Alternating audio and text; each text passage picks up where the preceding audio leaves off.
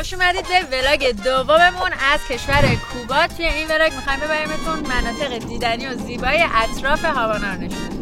توی ولاگ قبل رفتیم مفصل هاوانا رو نشونتون دادیم، راجع به اقتصاد عجیب غریب این کشور و شرایط نه چندان مساعد سیاسیش حسابی صحبت کردیم و زندگی مردم رو بهتون نشون دادیم. اگه اون ویدیو رو ندیدین پیشنهاد میکنم بعد از این ویدیو اونم بشینین ببینین. حالا این دفعه زدیم بیرون و به خصوص این شهر وینیالس و تپه‌های اطرافش فوق‌العاده دیدنیه، جزء جاذبه‌های اصلی کشور کوباست و همچنین حتی برای کسایی که هیچ علاقه‌ای به سیگار ندارن دیدن مزرعه‌های سیگار کوبا فوق‌العاده جذابه، چون یکی از مهمترین تولیدهای ملیه و یکی از مهمترین بخش‌های اقتصادشونه. کلی تفریحات طبیعی جذاب کوبا رو می‌خوایم توی این ویدیو بهتون نشون بدیم. من نیکا هستم. من حسین از کانال پرشین اکسپلورر. با ما همراه باشید توی این تجربه فوق‌العاده منحصر به فرد کشور کوبا.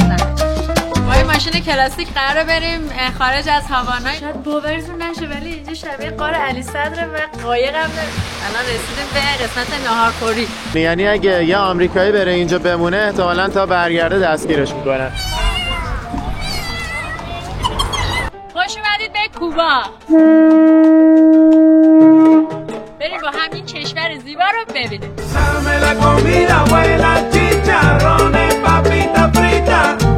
Dame un bistec de cerdo, frijoles negros, comida rica.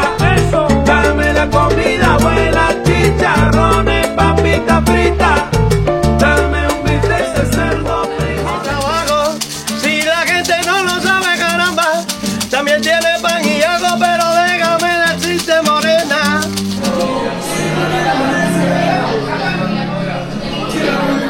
حالا رسیدیم به ساحل سانتا ماریا. همین الان با یه دونه تاکسی اومدیم که از هاوانا قیمتش شد 4000 پسوس که به قیمت الان میشه بودن $13 و اومدیم رسیدیم به این ساحل. اینجا مرغ و گوشت رو گذاشتن، چقدر قیمتاش خوبه، 500 پزو، هر باکس 500 یا 700 پزوه.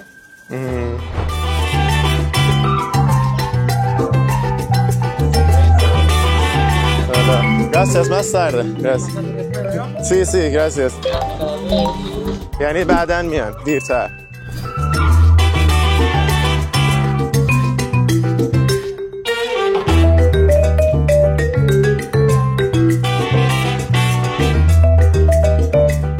خوش آمدید به ساحل سانتا ماریا.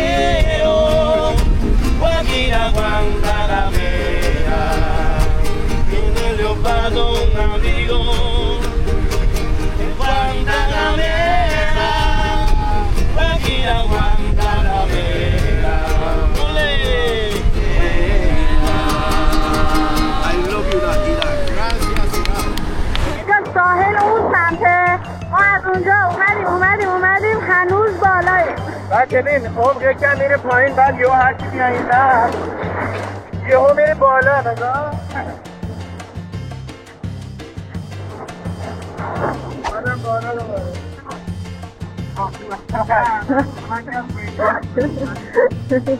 عالیه، آبش گرم فوق‌العاده، خیلی کشیده. الان هم میریم یه لابستر بزرگ، یه لابستر خیلی بزرگه کامل، نه فقط دومو میده 5000. نه 4000.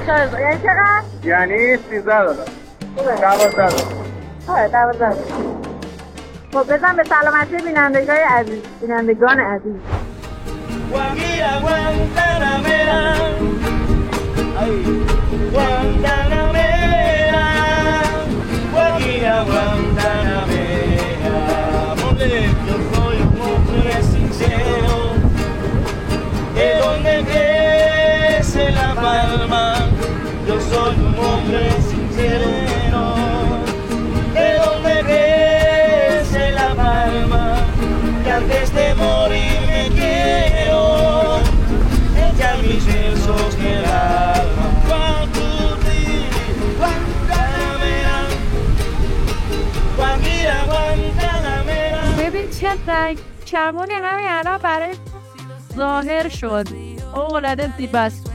این رنگی کمون زیبا رو به نگاه شما تقدیر میکنید. ببین الان رنگی کمون رو ببینید.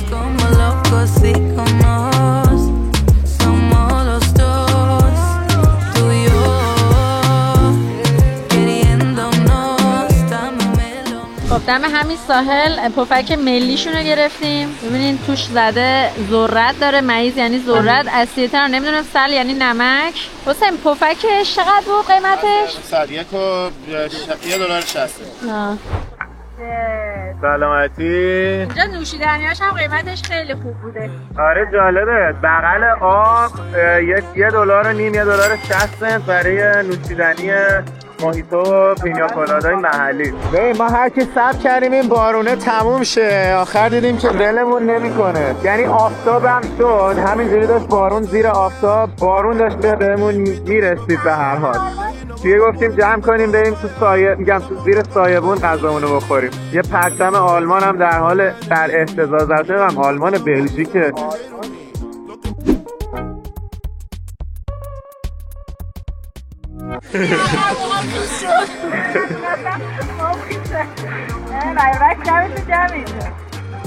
به به ببین چه کردن، غذامون رو آماده گذاشتن اینجا. لابسترای کامل $13 بیشتر نیست. آره. کامل.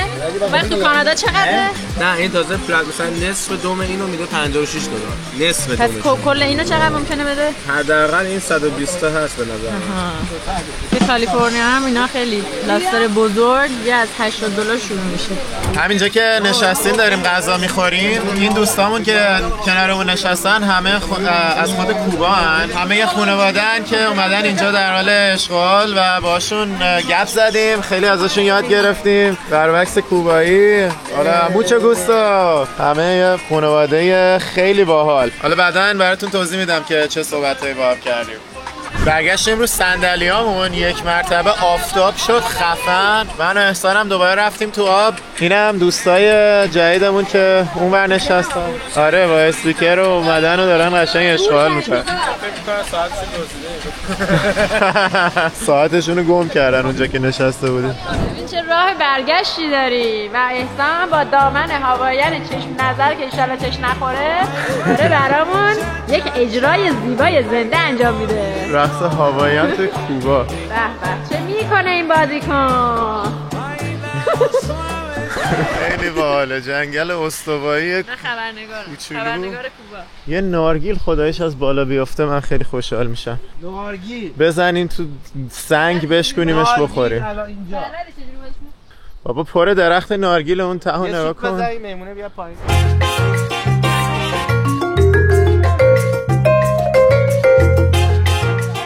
Policía de Cuba, mi amigo. Mucho gusto. Muy bonito. Bonito, muy guapo. Guapo. Mucho gusto. Chao. ایران. Sí, Irán. De Irán. Viva. Sí. Cuba, Irán. اون قله‌ای که اونجا می‌بینین، اون کلا اون رشته کوره، این مرکز جغرافیایی کشور کوباست.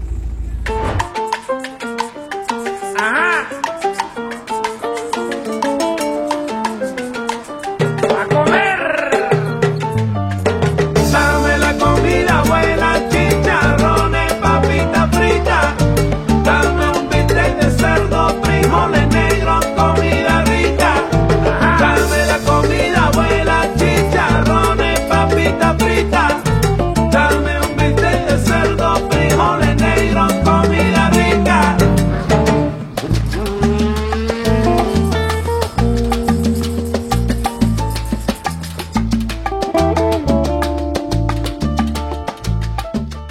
حالا اومدیم محله الودادو نزدیک همون شهر قدیم هاواناست که تو ولای قبلی کامل دیدین. اینجا رو توی تور ماشین کلاسیکی که گرفته بودیم یه گذری ازش رد شدیم، این میدون و این قسمت‌ها رو دیدیم. حالا اومدیم که توی این یکی ولاگ یه ذره کاملتر تو این محله هم راه بریم، یه ذره بیرون شهر قدیم هاواناست ولی همچنان جز هاواناست، بهش میگن ودادو.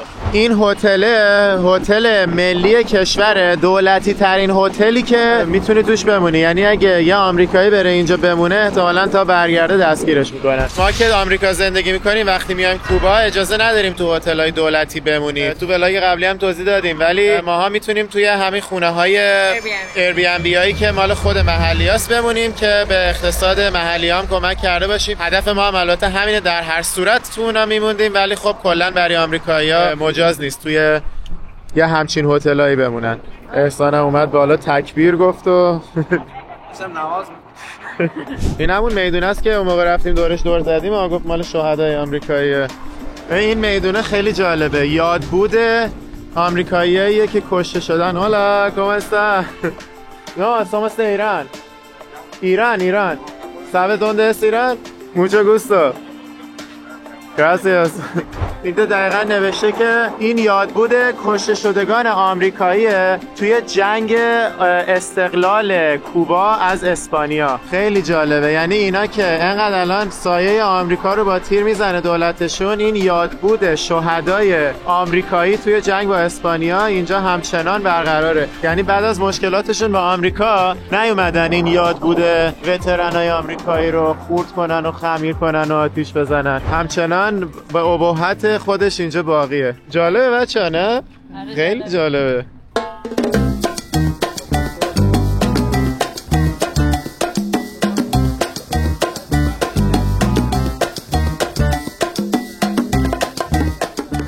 وای نگاه هتل و شت.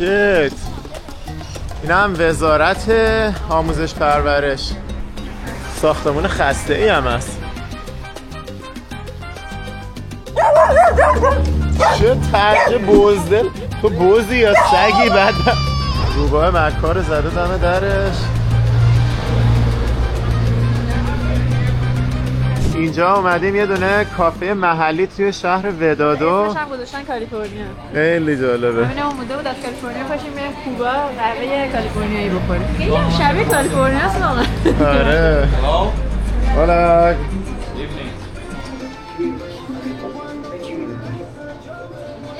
اینجا از هر جایی که مشتری داشته اومده ستاره زده و ببین 2 4 6 تا ستاره هاش از ایرانه. الان یه 3 تا دیگه هم بزنه دیگه کامل میشه. شیراز داره آلردی، از شیراز اومده، از شمال اومده، از تهران هم اومده. اگه شماها توی این کافی شاپ اومدین و این ویدیو رو دارین میبینید تو کامنت ها بهمون بگید. ستاره نداد بهمون. ستاره‌اش تمام شده. یه پرچم کالیفرنیا قراره ما بذاریم روی ایران. کجا بزنیم؟ بعداً هم یاد برش میداره قطعاً. آره. بزن تهران. زادمشون وسط، فکر کنم فورد بغل تهران. خدا رو شکر قهوه بزرگ بالاخره بهمون رسید. بعد حتما میبردیم کافی شاپ کالیفرنیایی که یعنی چی؟ تعریف کرد. باشه بازم از اون یکی خیلی بهش بگو چه واقعا بگی میتونی آب جوش با ماژیک نوشته کالیفرنیا کافی داره میگه که این ما معمولا قهوه‌مون رو تو اینا میخوریم چون شماها گفتین که خیلی بزرگ میخواین ما توی اینا براتون نصف این دیگه ته بزرگش نصف ریخت. خیلی خوشمزه است. قهوهش خوبه واقعا. Gracias, mucho gusto.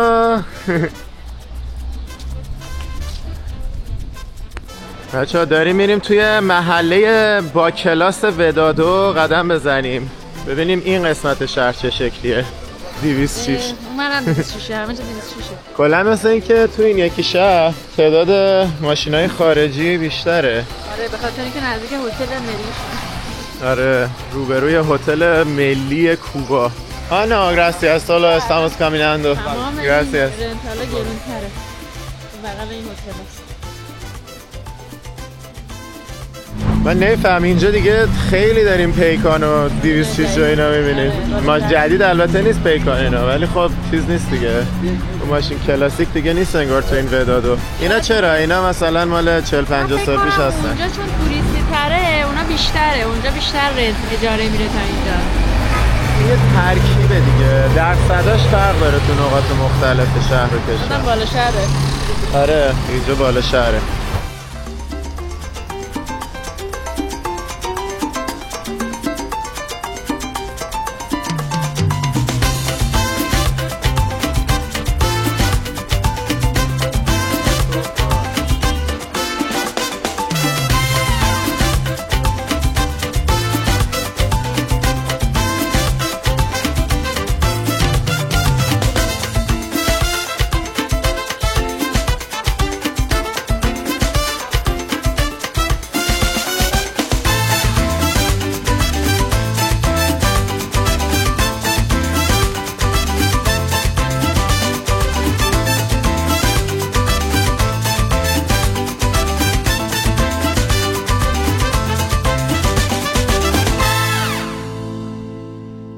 خیابون یه صدایی شنیدیم اومدیم ببینیم چه خبره. شروعش کرده هیچ کی بالا نمیاد. آره سر و صدا فقط راه انداخته. اینجا هم مثل اینکه هر روز یه سری نمایش اینا دارن ولی امروز چون دوشنبه است گفتش که خبری نیست. با فردا ساعت 10 شب بیاین اینجا کلی خبره. بعدیم یه دونه بار پشت بومی روفتاپ بار که مناظر شهر ودادو رو ببینیم و همینجا یه نوشیدنی چیزی بزنیم. این قشنگ‌تره. من اقیانوس هم میتونیم ببینیم ولی این شهر رو قشنگ. ایول. اینم بگم حالا اومدیم اینجا این رستورانه گرونترین رستورانی بوده که تا حالا اومدیم. دیگه لابستری که ما همه جاهای مختلف دیگه گرونترینش چقدر گرونترینش نه 20 دلار گرفتیم اولین بار ولی معمولا در حد 9-10 دلار اینجا 30 دلار میده. خیلی دیگه گرونه. خاطر احتمالاً گوشه و جای شهر. آره. نم سوپ سیفود من. غذا دریایی. نوش جان. Gracias. Muchas gracias. چقدر خوشگله میشونن. آره بابا دستم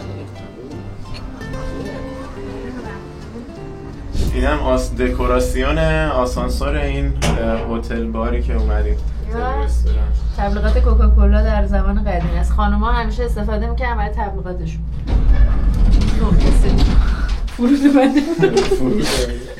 برگشتیم مرکز شهر هاوانای قدیم. آخرین شبمون رو اینجا قراره بگذرونیم و فردا بریم یه سمت دیگه.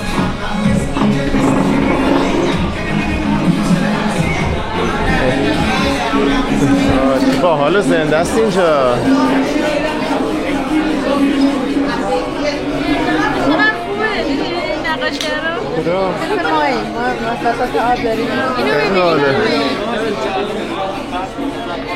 این هم دیگه آخرین نوشیدنی امروز ما. سلامتی. این هم از شام امشب ما دیگه 2 تا بعد یه ماهی و یه پیتزا. اینجا لابستر 6 دلاری داشت، ارزون ترین لابستری که تا حالا تو کوبا دیدیم. شهر عجیبیه ولی دیگه انقدر لابستر خوردیم تو این چند روز که متاسفانه امشب میلمون نکشید و این فرصت طلایی رو از دست دادیم. یه چیزی که من به شخصه در مورد این رستوران خیلی دوست داشتم اینه که قشنگ یه ترکیب خیلی جالبه از توریستا و محلی‌ها. کلا رستوران‌های کوبا خیلی هاشون هستن که مخصوص توریستا ساخته شدن. یعنی یه جوریه که مثلا حتی خیلی از کوبایی‌ها توریستا رو سرزنش می‌کنن، میگن شماها میایین اینجا از امکاناتی استفاده می‌کنین که خود کوبایی‌ها ازش محرومن هستن، در صورتی که خیلی جاها هستن مثل اینجا که کاملا میتونی خود کوبایی‌ها رو ببینی که نشستن دارن معاشرت میکنن، لذت میبرن و من واقعا فضاشو دوست داشتم. به خاطر همین این رستوران رو به همتون پیشنهاد میکنم. اسم این رستوران هست چانچویرو.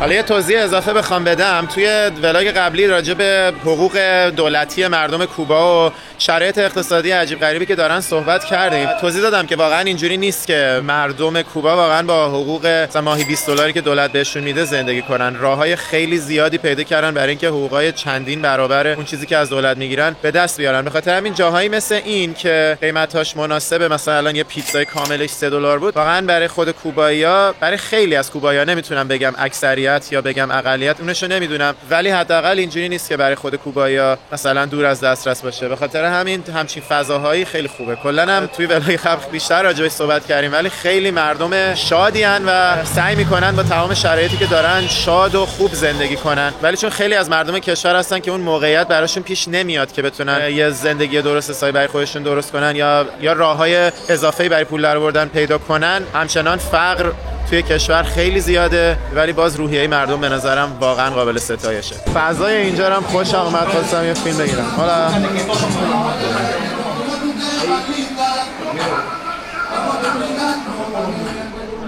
یکی هم که تزییناتش مکزیکیه. Hola, ¿cómo están?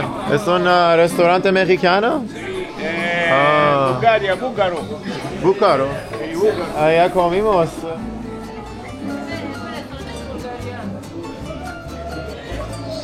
خیلی تزییناتش داره. Hola. این رستوران اسمش بود رستوران بلغارستانی، هرچند که بیشتر مکزیکی بود. بعدیم یه دونه مغازه یه بقالی خیلی کوچولو موچولو آب بگیریم برای شب. همه چی اینجا داره دیگه، مثلا هر چی هم بخوای از اون زیر در میاره بهت میده. ببین چقدر جالبه، اینجا پولاشون رو اینجا میذارن این شکلی، دخلش هم وسطه. سیگاراشو گذاشته، آبامون 250 تا پزو. این مغازه‌های محلیشون واقعا گوگلی و دوست داشتنی، آدماش هم که عالی‌ان. Gracias, buenas noches. و خیابوناش هم امن، یعنی اصلا باورت نمیشه. من دیشب ساعت 2 شب اومدم بیرون برم آب بخرم، همینجوری امن، آدما می اومدن می رفتن، محلی‌ها، هیچ کس کاری به کار آدم نداشت. امروز یکی از باحال‌ترین برنامه‌های سفر کوبامون رو داریم. با این ماشین کلاسیک قراره بریم خارج از هاوانا. 2 ساعت و نیم راه داریم، رفت 2 ساعت و نیم برگشت. و امروز که حسین میدونست قراره این ماشین کلاسیکمون رنگ سبز باشه، قشنگ باهاش ست کردی نامرد. من نگفتم. من نمیدونستم، سورپرایز شدم. خیلی باحاله. بریم توشو. این یکی از باحال‌ترین فعالیت‌هاست توی کوبا و صاحب این ماشین هم این آقا است که انگلیسیش هم عالیه و قراره که راهنمون باشه. اینجا رو ببینی. من البته بالاشو خودم هم آوردم که تو راه بخوابم و توی ماشینم فوق‌العاده زیبا و شیکه. خب عاشقشم. ضمناً اسم این جایی که الان داریم میریم هست لوس وینیالس. آجاسه اسمش هست وینیالس که خیلی‌ها میرن اونجا میمونن، ولی ما می‌خوایم یه روزه بریم چون بعداً برای برنامه بعدیمون خیلی سخت میشه اگه شب اونجا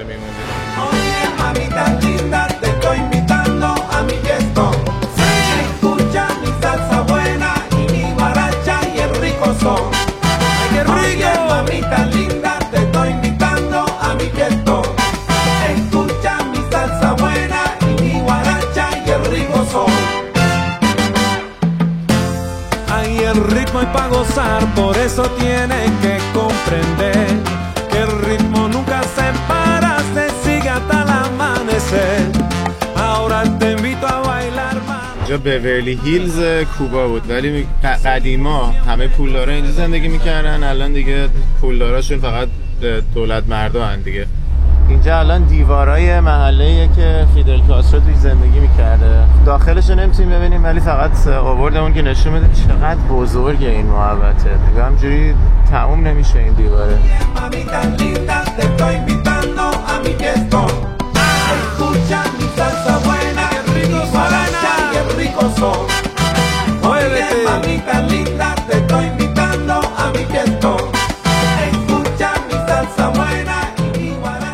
اولین توقفمون اینجاست که اومدیم برای اینکه یه قهوه‌ای بگیریم و یه صبحونه‌ای بخوریم. 2 ساعت تقریبا 1 ساعت و نیم الان تو راهیم. ضمن این ماشین این دوستمون یه دونه شورولت 1950 خیلی جالبه. میگفت موتورشو عوض کرده، نمیدونم تمام سیستمای مکانیکیشو عوض کرده تو این مدت. مال بابا بزرگش بوده. اینجا میگه که مزرعه‌ای که اومدیم اکثر مزرعه‌های اینجا همه کاراشونو خودشون انجام میدن. نگاه کن این گاوه رو، میگه حتی شخمم که میخوام بزنم با همین گاوا میزنن.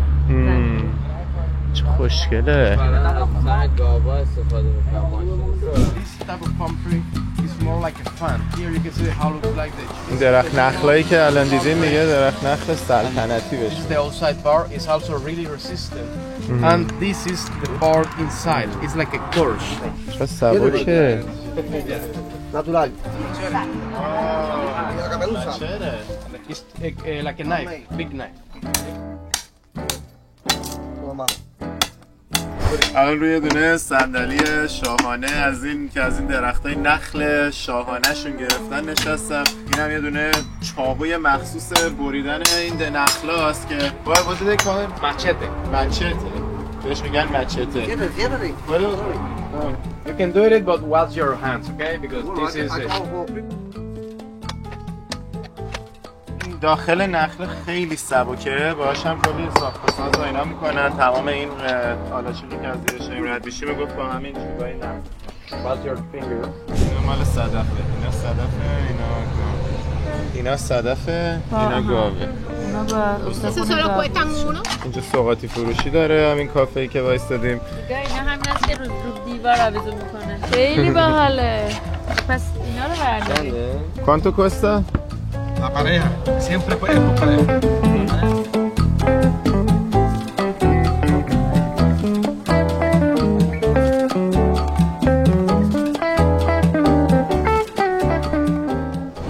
اینم از صبحونه ما. چی میخوری؟ چیپس میخوری؟ چی میخوره؟ ها؟ چیپس میخوره؟ نیشکر گذاشته روی توی نارگیلش. گفتش این نارگیله میکس نارگیل و آناناسه. نیشکر هم برام گذاشته. اینا هم که نارگیلاشه و کاپوچینو گرفتیم. الان یه دونه ساندویچ پنیر میاره که نم صبحونه ما. نوش جان. اولین باریه که دارم نیشکر رو اینجوری میخورم. خیلی هم شیرین و خوشمزه است. قشنگ کنار قهوه‌مون هم نیشکر آورده که با شیرینی نیشکر قهوه رو بخوریم.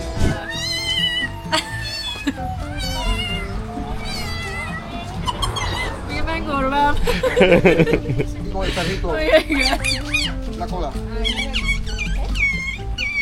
حیوانای مختلف رو در میاد.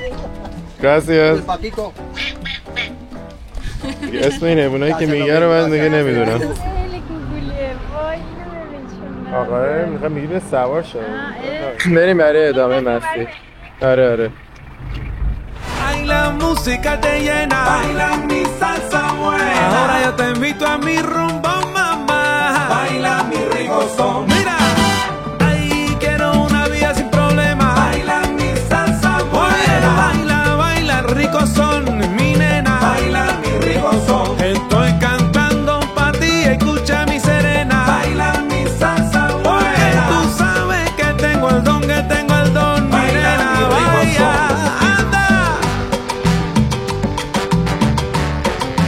Eso es. Sube. Eso.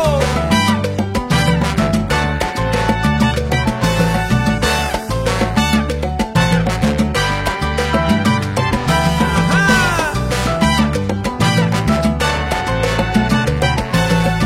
Eso qué rico es.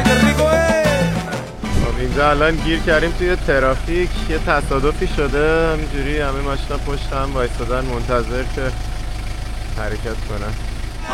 Mamita linda, te estoy invitando a mi fiestón. اینجا بهش میگن دیوار پیش از تاریخی، ولی در واقع تو سال 1965 نقاشی شده.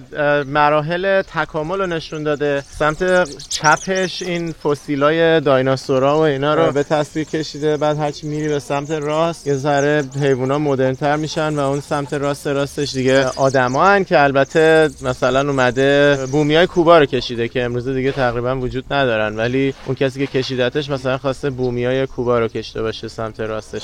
آره دیگه همینجوری اینو اومده اینجا کشته به عنوان یه جاذبه محلی. چقدر قشنگه. نه خیلی خوشگله.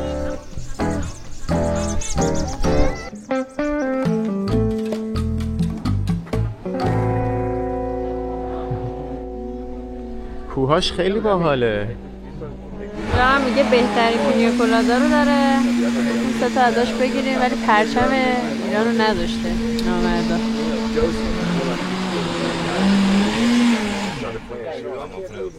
So where is Iran's flag?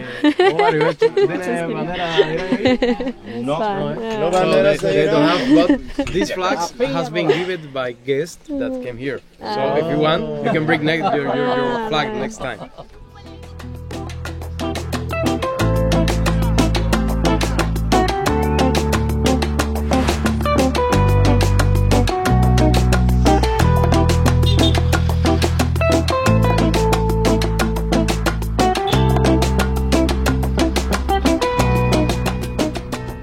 اینجا شهر مرکزی وینیالسه که گفته بودیم.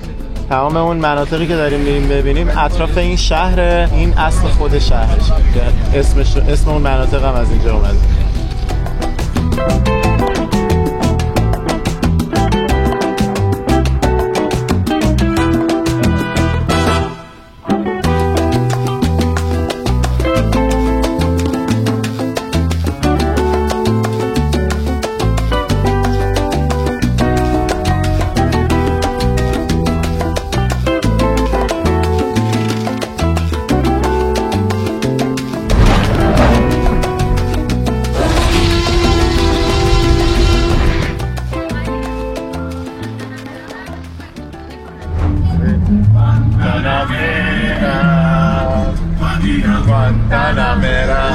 معروف ترین آهنگ کوباییه.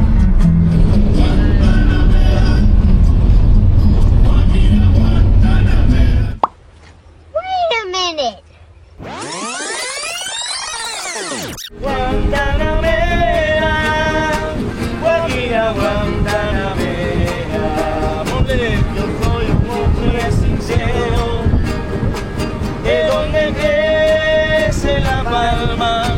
Yo soy un hombre sincero, de donde crece la palma, que antes de morir me quiero echar mis versos que la.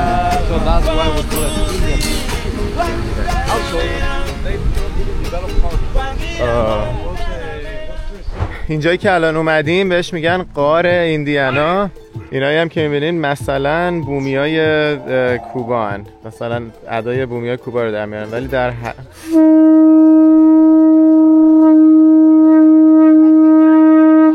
در حقیقت کلا این کشور کوبا یکی از تنها جاهاییه که اسپانیایی‌ها اومدن و به خاطر مریضیایی که اومده چیزی از بومیای این جزیره باقی نمونده. یه درصد خیلی کمی از خون یه سری از آدما مال همون بومیا هست، ولی خیلی کمه. تو چهره‌هاشون اصلا نمی‌بینی، برخلاف مثلا مکزیک و کلمبیا و اکثر کشورهای لاتین تو چهرهشون نمی‌بینی.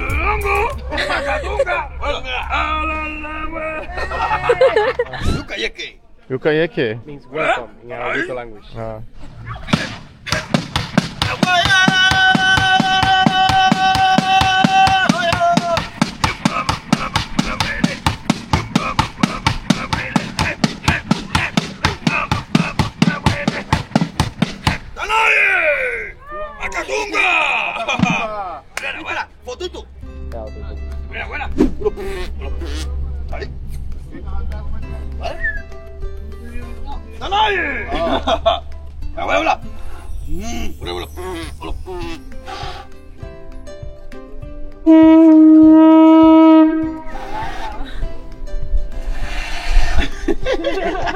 You literally, you do like this, no?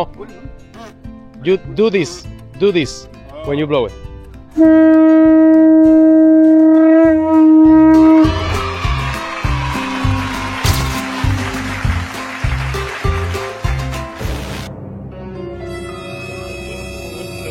Do this when you blow it.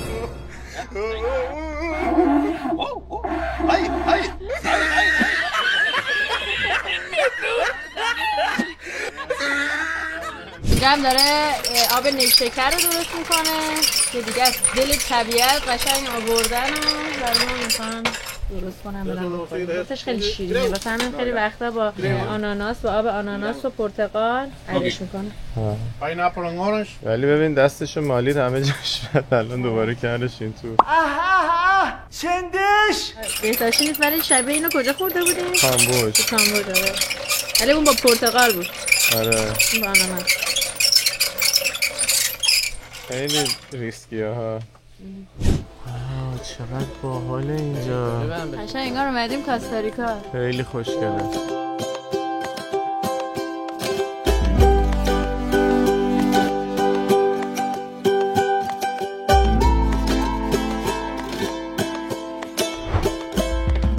حالا داریم میریم سمت غارش. اینجا غار ایندیان ها هست. بومیای اینجا. همونطور که گفتیم خود بومی‌ها اکثرا از بین رفتن وقتی اسپانیایی‌ها اومدن اینجا، ولی بعداً توی این غار علائمی پیدا کردن که نشون میداد که بومی‌ها اینجا رو به عنوان سنگر استفاده می‌کردن از بلایای طبیعی مثل طوفان که توی این جزیره زیاد میاد میومدن به اینجا پناه می‌بردن. به خاطر همین اسمش رو گذاشتن غار بومی‌ها.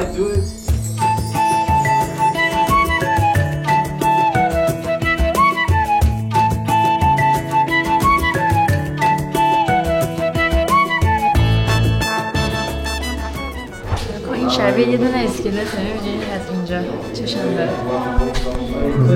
شبیه ایلینه. So now we are going to feel here like a little bit like Indiana Jones. اینجا چقدر باریک میشه. شاید باورتون نشه ولی اینجا شبیه غار علی صدره و قایق هم داره. میتونیم همین الان یه قایق بگیریم و بیفتیم توی آب.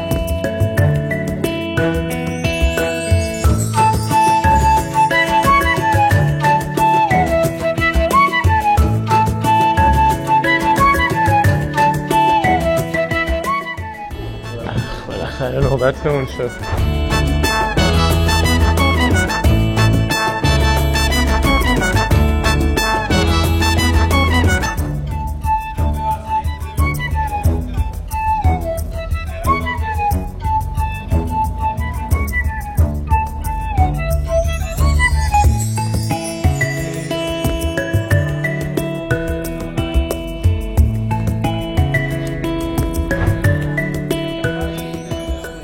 ماهیه تو دیوار.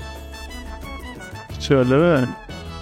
قشنگ شبیه این ماهیای بزرگه.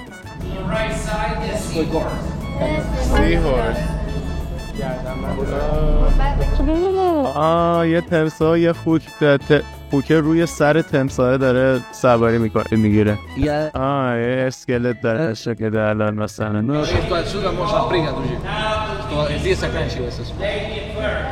خب الان داریم میریم بیرون.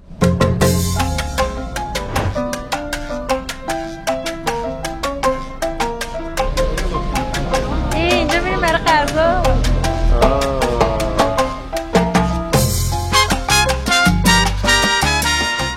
الان رسیدیم به قسمت ناهارخوری.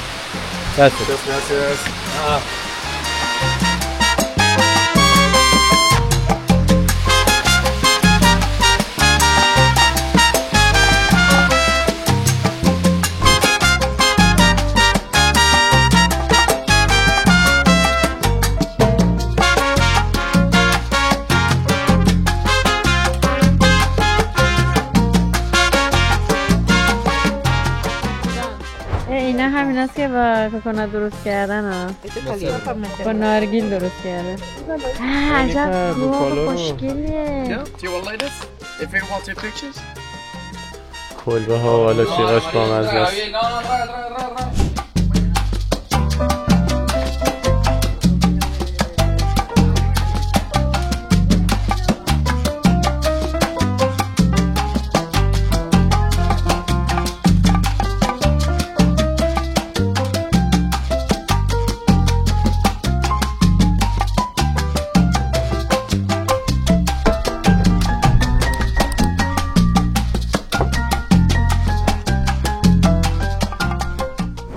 برای غذا اومدیم یه جای خیلی محلی، یه خونه محلی که شبیه آدمو یاد غذاهای مادر بزرگا میندازه طبق گفته خود راهنمامون. گفتم حالا مام بزرگ خودته یا نه؟ گفت نه، ولی شبیه غذاش همه غذای مام بزرگم بود.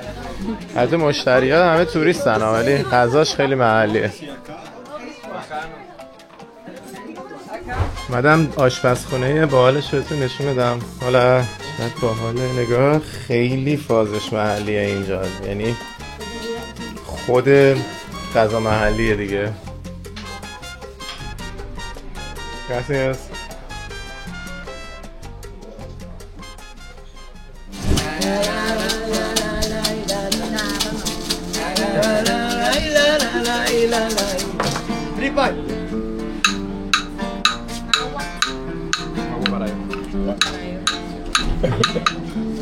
Tanto como yo trabajo y nunca puedo ir a un vacilón, ahora mismo la voy a dejar en mi bollo asando maíz. Me voy para el pueblo.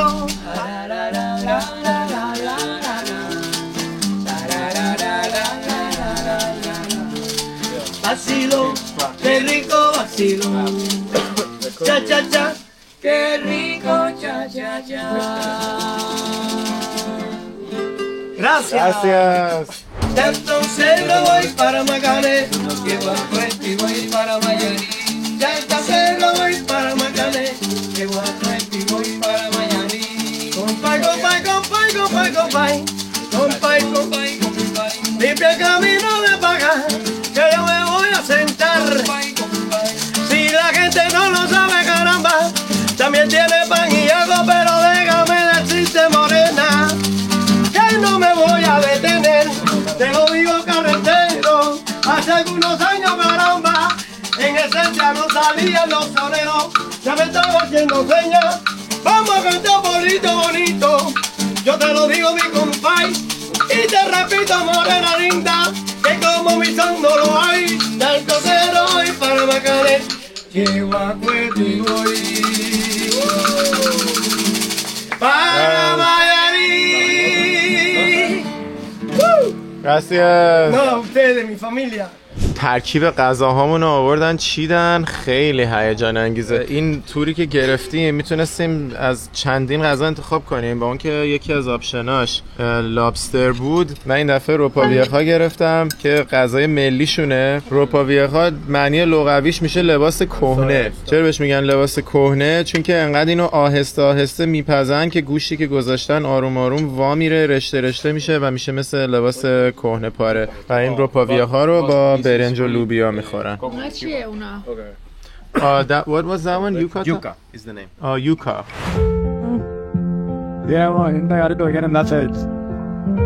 اصلا هم داره لباسا رو دیگه داریم میبریم پخش بکنیم. این اولین چمدونه توی شهر آوردیم. چمدونی که آوردیم پخش کنیم و توی همین ماشین گذاشتیم صبح. یک سریشو داریم میدیم به این آقای. حالا دیگه هر چقدرشو لازم نداشت میده به کسایی که میشناسه. ایران. Gracias. این صحنه ها رو فقط یه کوچولو نشون میدیم و محض اینکه انگیزه بدیم بقیه کسایی هم که میان اینجور جاها میدونی یه ایده داشته باشن که بیان کمک کنن. خیلی مثلا این آقای میگفتش که هر جور کمکی کنین اینا استقبال میکنن. اینجا باز یه خونه دیگه دیدیم، همینجوری وایسادیم گفتیم که یکم دیگه شو پخش.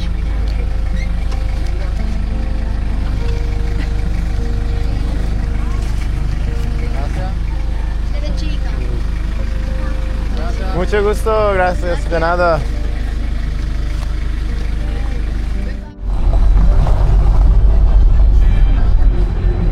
حالا رسیدیم به اصلی ترین مزرعه درست کردن سیگارای برگ کوبایی که توی دنیا معروف هستن و حالا می‌خوایم بریم ببینیم اصلا این سیگارا چجوری درست میشن، چجوری رول میشن و برگی که ازشون این سیگار تهیه میشه چه شکلیه. بریم با هم ببینیم. نه مزرعه سیگار که مزرعه تنباکوی سیگار کوبایی که میبینیم که چجوری از خود این برگا استفاده میکنن برای پیچیدنش.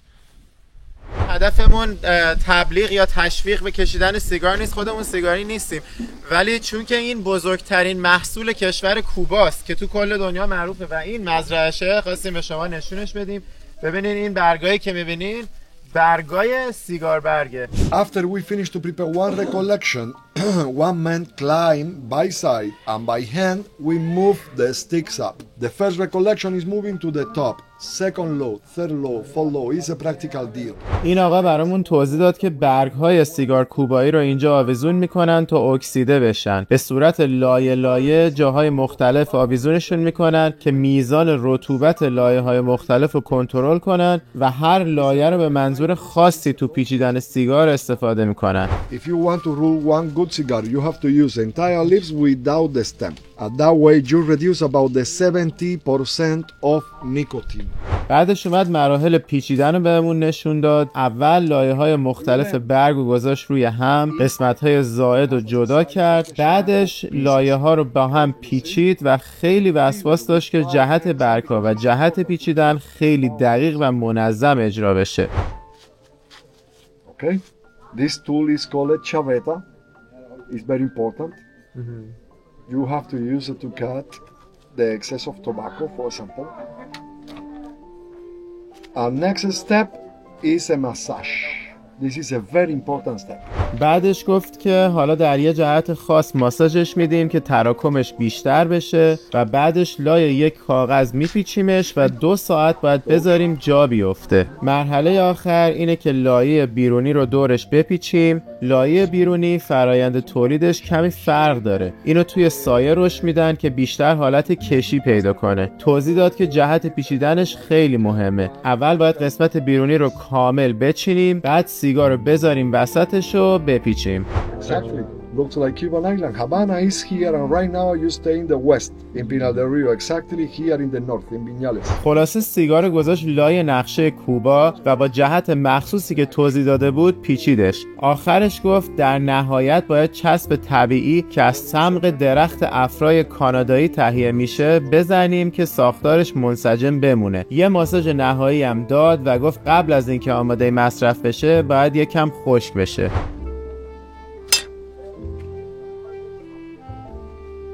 And now it's finished, but it's not ready for smoke. در نهایت بهمون قیمت انواع مختلف سیگار کوبایی رو توضیح داد که بهمون بفروشه. یه چیزی که در مورد سیگار کوبایی باید بگم اینه که چون یکی از بزرگترین صادرات و منابع درآمد دولته و سیگار کوبایی معروفترین سیگار برگ دنیاست، دولت فروشش رو انحصاری کرده و تنها سیگار کوبایی اصل که توی کشور پیدا میشه اونایی هست که دولت میفروشه با قیمت‌های خیلی بالا. اینطور که فهمیدم سیگار کوباییایی که دست فروشا همش سعی میکنن به توریستا بفروشن همش قلابیه و با برگ موز و توتون معمولی درست میشه. حتی خود کوبایی‌ها هم که تو کوچه بازار سیگار میکشن همون سیگار برگای تقلبی رو میکشن، نه سیگار برگ اصلی رو. تنها جایی که سیگار کوبایی غیر دولتی ولی واقعی میتونی پیدا کنی توی همین مزارع که دولت به کشاورزها اجازه داده تعداد خیلی محدودی بدون علامت رسمی به بازدید کننده ها بفروشن. قیمتش همچنان زیاده ولی از سیگار برگای دولتی خیلی ارزون تره. اینم مرحله آخر تور امروزمون، اسب سواری. سوار لنج قاری میریم، عاشق سواری میریم، اسب سواری. اسب من از همه خوشگل‌تره، چون قهوه‌ایه. ما سوار اسب سفیدیم. قراره با اسب سفید بیام دنبالت.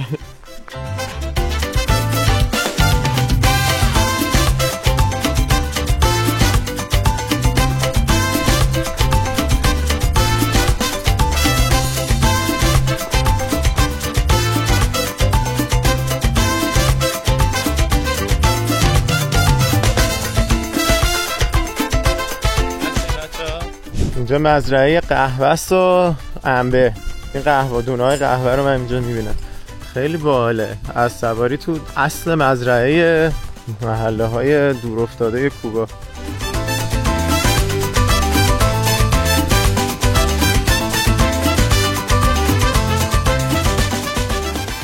حالا همینجا رو این اسبه گفتم یه سری چیزای دیگه ای که تو این مدت فهمیدیم راجع به زندگی مردم کوبا بهتون بگم. یکی این که خب ما دیدیم مثلا تو این مدت که اینجوری نیست که مثلا کوبایی‌ها بخوان با ماهی $20 زندگی کنن، خیلی راههای مبتکرانه برای درآمد بیشتر پیدا میکنن، ولی با این حال خب همچنان شرایط خوبی ندارن. مثلا شاید 5% کوبایی‌ها بتونن هفته‌ای یه بار برن بار و رستوران و اینا، بقیه‌شون مثلا شاید برای تولدی، برای سالگردی چیزی مثلا برن یه همچین تفریحاتی برای خودشون درست کنن. بیشتر از 90% مردم تا حالا از کشور خارج نشدن، حتی اکثرشون از استان خودشون هم خارج نشدن. واقعا یعنی میدونی یه سری چیزا رو تو ظاهر که میبینی به نظر میاد که به اون وخیمی که شاید میشنوی نیست، ولی اون بیشتر به خاطر اینه که خیلی کوبایی‌ها سعی میکنن ظاهر خودشون رو حفظ کنن، شاد و شنگول باشن، ولی در واقعیت شرایط خیلی سخت‌تری دارن. حالا و یه چیز دیگه هم که از صحبت با چندین نفر فهمیدم، کلا خیلی کنجکاو بودم بدونم که کوبایی‌ها نظرشون نسبت به این تحریم‌های آمریکا چیه. فکر می‌کنن که جواب میده، در نهایت جواب نمیده. خب آخه میدونیم که 60 ساله که اینا تحت تحریمن و تحریمشون هم اینجوریه که شبیه تحریم ایرانه، یعنی هر شرکتی که با اینا با دولت کوبا مخصوصا کار کنه اصلا اجازه نداره با آمریکا یا با شرکت‌های آمریکایی دیگه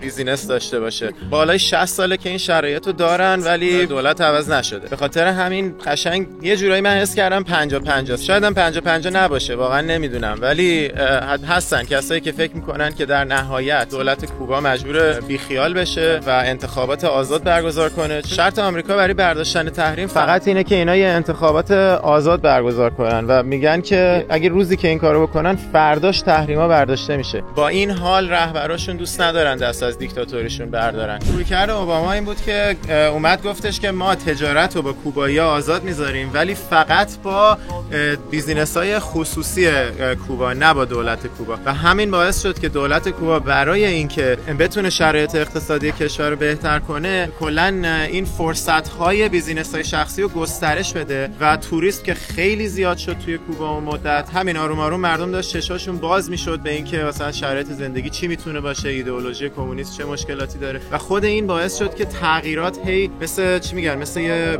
بهمن همینجوری بزرگتر و بزرگتر بشه و داشت تاثیر میذاشت تا اینکه ترامپ اومد دوباره تحریما رو برگردونه. Like Donald Trump? Hey, Trump! No, Trump! Obama. حالا یه سریا نظرشون اینه که کار ترامپ درست بود به خاطر اینکه این باعث میشد که دوباره روسیه بتونه بیاد اینجا خرابکاری بکنه، نمیدونم موشک هسته‌ای بیاره تو کوبا وقتی دولت قدرت داشته باشه، مثلا میتونه کارهای بیشتری بکنه و به اینکه فقط برای مردم شرایط خوبی درست کنه ختم نشه و باید این فشارا باشه که کلا انتخابات آزاد برگزار بشه. اینکه فقط بیان بازار رو آزاد کنن کافی نیست. بعضیا میگن که نه، این برای کوبا خیلی بهتر بود. خلاصه من خودم نمیخوام قضاوت کنم بگم کدوم مسیر بهتر بود، ولی این نقطه نظرهای مختلف رو با صحبت با آدم پیدا کردم و خواستم با شما به اشتراک بذارم.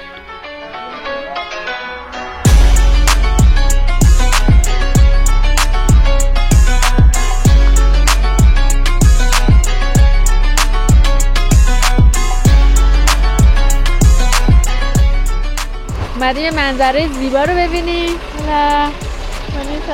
هم لباسای 16 سالگی جشن 16 سالگیشون رو پوشیدن که بیان با این منظره زیبا عکس بگیرن.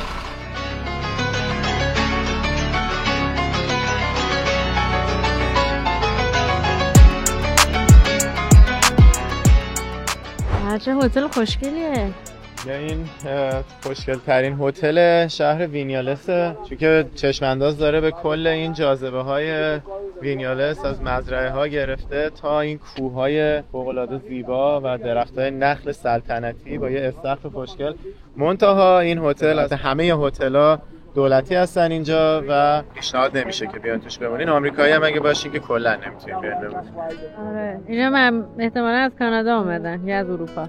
این کوههای این مدلی شبیه کوههای همین خلیج هالونگ بی توی ویتنام که تو ولاگ ویتنام ما میتونین ببینین، فقط اونجا وسط آب بود، اینجا توی خشکیه. حتما این ولاگ ویتنام رو ببینید اگه ندیدین، به خاطر اینکه از این 57 تا کشوری که من رفتم و 62 تا کشوری که حسین رفته، ویتنام شده نامبر 1 مون به طور متوسط. با هم دیگه تفاهم کردیم که ویتنام شماره 1 باشه. قیمت این هتل هم در آوردیم. قیمتش حدوداً 83 یورو شبی که حالا ممکنه یه زمانه قیمتش بالاتر بره کمتر بره، ولی خب حدودیش 83 یورو. اینا سشن عکاسی دارن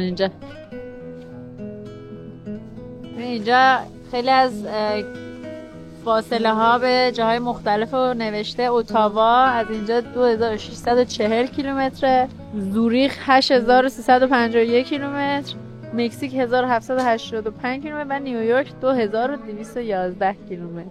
بوگوتای کلمبیا و اینا هم داره. آمستردام، پاریس، مادرید. شب آخر توی هاوانا اومدیم یه رستورانی به اسم انتوپوس که دیگه آخرین شاممون رو اینجا بزنیم و این شهر رو به پایان برسونیم. اینجا هم فضای خیلی باحالی داره.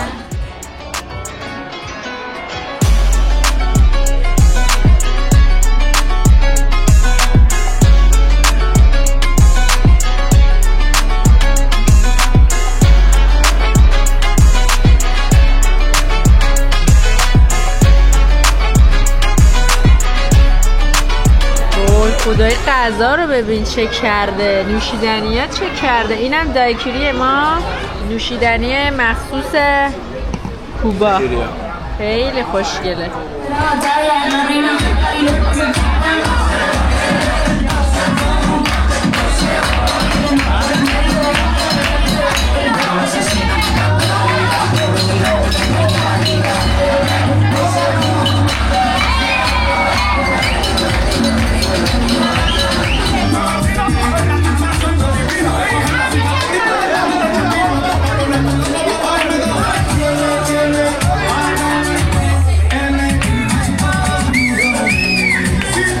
درینگی پخش میکنه بین خودشون.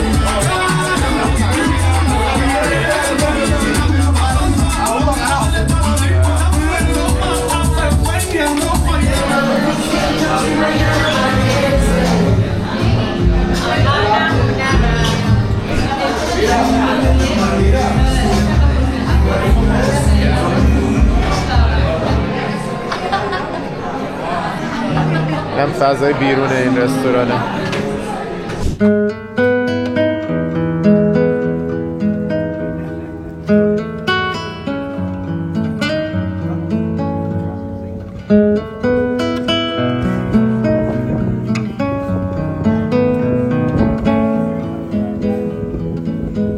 دوباره شب شد اومدیم آذوقه آب شبمون رو بگیریم. نگاه خیلی باحاله. این خونه هایی که تبدیل به مغازه کردن بیرون دم درشو از یکی از همینا داره. زندگی میکنه ها. آره. gracias. خونه داره نگاه. آره خیلی بامزه است. Muchas gracias. Buenas noches.